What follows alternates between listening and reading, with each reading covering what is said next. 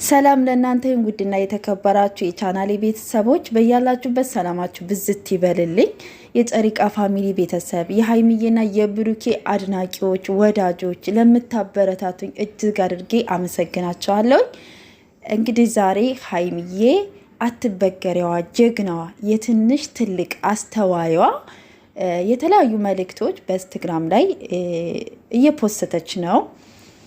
እንግዲህ ብሩኬ ትናንትና ወዳ ፕራንክ ባደረገው በጣም ብዙ ሰው እየተቆጣም እየተሳደበም የተለያዩ ኮሜንቶችን እየጻፈው ነበረ። እንግዲህ ፕራንኩ አስተማሪም ነው ማስጠንቀቂያም ነው። ብዙ ሰውም ደግሞ ይማርበታል ብዬ አስባለሁ። ለምንድነው ሀይሚን የምታሰድባት? ለምንድነው ሀይሚን ሁልጊዜ ጥፋተኛ የምታደርጋት? የማታደርገውን እንዳደረገች አድርገህ የምትናገረው? በጣም ብዙ ሰው ማለት ነው። ምን አለ መሰላችሁ፣ አንድ ፊልም ሲሰራ ወይም አንድ ድራማ ሲሰራ ሆናችሁት ገጸ ባህሪውን ተላብሳችሁት ነው የምትሰሩት አይደለ?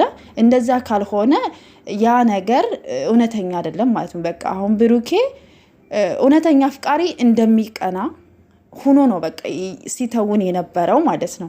እሷ ደግሞ በየዋህነቷ ታማኝ ሆናም ደግሞ እንደገናም ደግሞ ሰው አይደለን ከሰው ጋር ስንደበለቅ ይሄ ማህበራዊ ኑሮ የምንለው ይሄ ማህበራዊ ግንኙነት የምንለው አለ አይደለ? በዛ አይነት ነገር በመልካም ነገር እንትን ብላ ደግሞ እሷም የጎረሰችው ጉርሻ ነው አይደለ? ለዚህ ፕራንክ ማለት ነው። እና ከዛም አልፎም ደግሞ ወንድሞቹን ሽማግሌ አድርጋ አስተዋይነቷ እዚህ ላይ ነው። በእውነት ነው። ሌላ ሰው ቢሆን ለቤተሰቡ ተናግሮ ለሷ ቤተሰብ ለቤተሰቦቿ ተናግራ ሌላ ነገር ይበጠበጥ ነበር አይደለ? ግን እሷ እንደዛ አይነት አይደለችም። አያችሁ፣ ሁሉ ጊዜ ነገሮችን ለቤተሰብ ከመናገር ደግሞ እንደ ጥፋተኛ እንኳ ቢሆን ያ ሰው ወንድሙ ወይም እህቱ እንድትመክረው ማድረግ በጣም ትልቅ ነገር ነው። ይሄ አስተዋይነት ይጠይቃል በነገራችን ላይ ማለት ነው። እና ሀይሚዬም ደግሞ እንድትጠነቀቅ ከዚህ በኋላ ምንም አይነት ነገር እንደዚህ አንዳንድ ወዳጅ ሆነው እሷንና እሱን ለመለያየት የሚመጡ ሰዎች ሊኖሩ ይችላሉ። አይታወቅም እኮ የሰው ልጅ ማለት ነው። እነሱ ደግሞ ታውቃላችሁ ብዙ ጥላቶች አሉባቸው። እሷንና እሱን ለመለያየት የሚጥሩ ሰዎች አሉ። እና እግዚአብሔር እውነት ፍቅሩንም ይጨምርላቸው ያጣምራቸው። ይሄ የሁል ጊዜ ምኞቴ ነው። የእውነት ነው የምላችሁ። በጣም ነው የምወዳችሁ ሀይሚዬና ብሩኬ። እኔ አንድ ቀን ተለያይተው ማየት አልፈልግም። ብሩኬ ብቻውን ሲመጣ በእውነት ነው የምላችሁ በጣም ነው በቃ ቅርቅር የሚለኝ። ሀይሚዬም እንደዛው ብቻዋን ስትመጣ ቅርቅር ይለኛል።